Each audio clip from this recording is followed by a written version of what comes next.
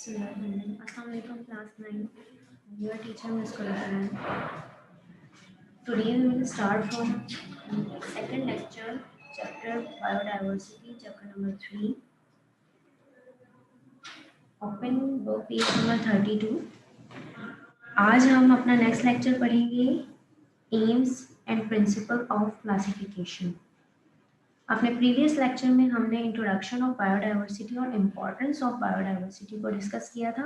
आज हम नया टॉपिक्स डिस्कस करेंगे, AIIMS and principles of classification के क्लासिफिकेशन के एम्स क्या होते हैं और ये क्लासिफिकेशन क्यों ज़रूरी है, क्यों करते हैं हम लोग। ठीक है, तो बात करते हैं हम लोग। जैसे कि हमारे पास पहले सिर्फ दो वेराइटीज हुआ करती थी, प्लांट्स और एनिमल्स की।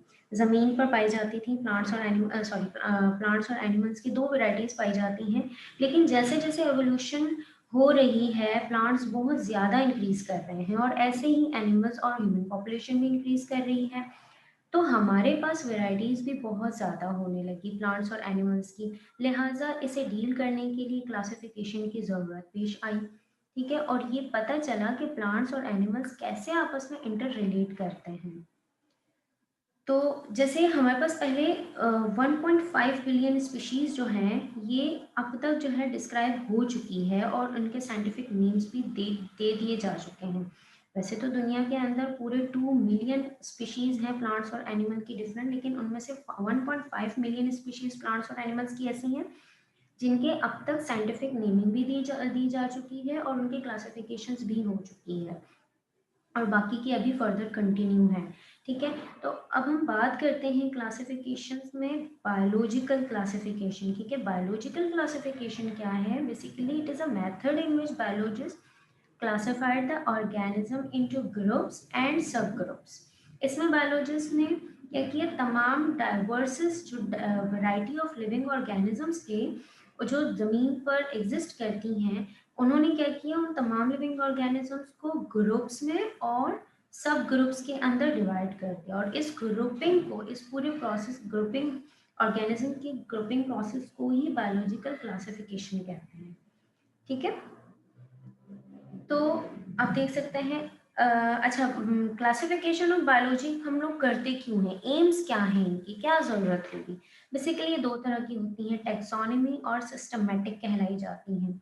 टेक्सोनॉमी के अंदर जो है ना डिफरेंट क्लासिफिकेशन यानी बायोलॉजिकल उनकी सिमिलैरिटीज़ और डिससिमिलैरिटीज़ को देखा जाता है, मॉर्फोलॉजी और मॉर्फोलॉजी को डिस्कस करते हैं।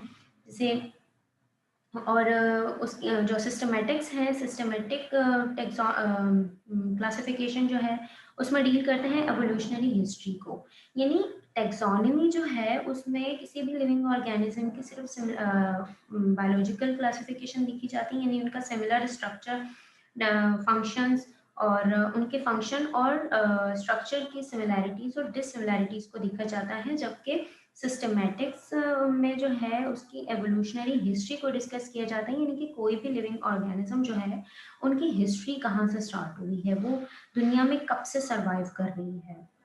ठीक है, तो इस तरह से अगर हम बात करते हैं बेसिस ऑफ क्लासिफिकेशंस की,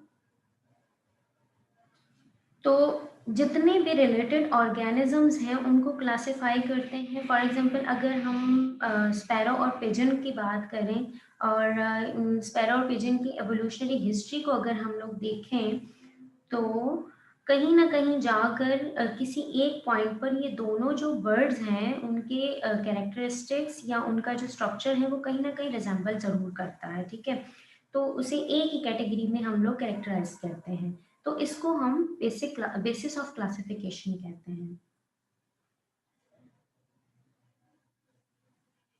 नेक्स्ट पेज। नेक्स्ट टॉपिक है हमारे पास टेक्सोनोमिक हायरार्की। टेक्सोनोमिक हायरार्की क्या होता है? बेसिकली टेक्सोनोमिक जो है वो वर्ड निकला है टेक्सा से। Taxa means singular taxon. ठीक है, टेक्सा को कहते हैं सिंगुलर वर्ड को टेक्सा कहते हैं, जो एक लैडर के फॉर्म में होता है, यानी असेंडिंग ऑर्डर में होते हैं, उसे हायरार्की कहते हैं। The taxa are arranged, हम देख सकते हैं, the taxa are arranged in ascending order and form a ladder called taxonomic hierarchy। जो सिंगुलर जो पूरी जो क्लासिफिकेशन है वो सिंगुलर वर्ड्स में अलग अलग असेंडिंग ऑर्डर्स में जो है अरेंज हुई हुई है। फॉर एग्जाम्पल किंगडम, फिर फाइलम, देन फिर class, order, family, genus and species. ठीक है, तो ये होता है। तो उसमें डिफरेंट ऑर्डर, क्लास और किंगडम्स होते हैं, जिसमें बता सकते हैं कि किसी भी ऑर्गेनिज्म में रिलेटेड ऑर्डर्स कौन से प्रेजेंट हैं और कौन से नहीं। फॉर एग्जांपल अगर हम लोग किसी भी लिविंग ऑर्गेनिज्म की स्पीशी को देखते हैं, तो अगर हमें मालूम हो जाए कि किसी भी लिविंग ऑर्गेनिज्म का जो है ना ताल्लुक कौन से स्पीशी के साथ है, तो हम फौरन मालूम कर सकते हैं कि वो कौन सी जीनस से ताल्लुक रखता है, कौन सी फैमिली से है, कौन से ऑर्डर से है, कौन सी क्लास से, कौन सी फाइलम एंड कौन सी किंगडम से है। अगर हमें स्पीशी का ही पता नहीं हो, तो हम उनके जीनस, फैमिली और ऑर्डर, क्लास, किंगडम्स वगैरह तक की रसाई नहीं कर सकते। लिहाजा स्पीशी जो है वो क्या है, वो बेसिक यूनिट ऑफ क्लासिफिकेशन है, जिसको हम यूनिट ऑफ क्लासिफिकेशन में बात कर सकते हैं।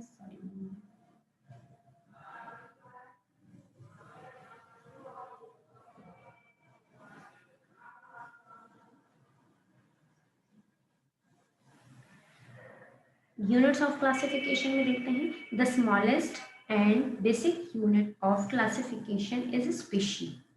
The smallest and basic unit of classification is species. The taxonomic studies consider a group of individual organism with the fundamental similarities as a species. यानी किसी भी लिविंग ऑर्गेनिज्म की क्लासिफिकेशन जो है वो डिपेंड करती है उसकी स्पीशी के ऊपर। अगर आपको स्पीशी मालूम है तो आप उसकी तमाम क्लासिफिकेशन को स्टडी कर सकते हैं। अगर किसी भी ऑर्गेनिज्म की स्पीशी की आइडेंटिफाई कर लिया जाए कि वो किस स्पीशीज से बिलोंग करता है, तो उस ऑर्गेनिज्म की पूरी एवोल्यूशनरी हिस्ट्री को बहुत इजीली आइडेंटिफाई आप कर सकते हैं। और अगर स्पीशी का ही पता ना चल सके, तो यानी अगर बेसिक यूनिट ऑफ क्लासिफिकेशन ही मालूम नहीं हो आपको, तो आप इस एवोल्यूशनरी हिस्ट्री तक भी रसाई हासिल नहीं कर सकते। यानी एवोल्यूशनरी हिस्ट्री उसकी क्या कहलाएगी, genus, family, order, class, phylum, kingdom वगैरह जो है, ये सारी इसकी क्या कहलाती है, एवोल्यूशनरी हिस्ट्री कहलाती है। तो आप इसको आइडेंटिफाई नहीं कर सकते। So we can say that species is most important and basic unit of classification, and we can identify the genus, order, class, phylum and even kingdom of any organism.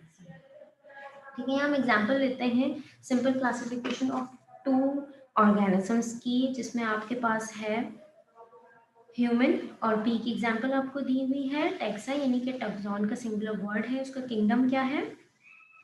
अब बात करेंगे ह्यूमन का जो है kingdom, kingdom से start करते हैं, तो उसका किंगडम क्या है, एनिमिलिया है, और पी का क्या है, वो प्लांटी है।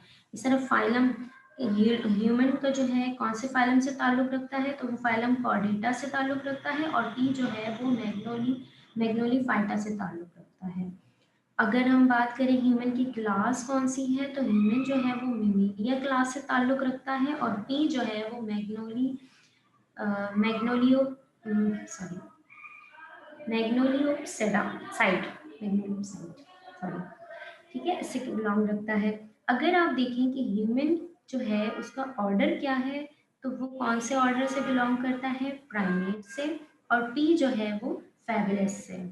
और ह्यूमन जो है फैमिली मोनिनिडी, और पी जो है वो फैबेसी। इसी तरह ह्यूमन का जो जीनस है वो क्या है, होमो, और पी का जीनस है वो पिज्म। ह्यूमन का स्पीशी क्या है, सेपेंस, और पी का क्या है, सेटिवम। इसी तरह उसका साइंटिफिक नेम, ह्यूमन का जो साइंटिफिक नेम है वो है होमो सेपियंस, होमो सेपियंस, और पी का है पिज्म सेटिवम। ठीक है क्लास। सो आज की क्लास हमारी यहाँ तक की काफ़ी है। और हाँ, एक और बात, जितना मैंने आपको लेक्चर दिया है वो सिर्फ आपको समझाने के लिए है, ठीक है। तो हम लास्ट में पढ़ लेते हैं कि एम्स ऑफ क्लासिफिकेशन बेसिकली क्या होता है। Biologist classified the organism in order to make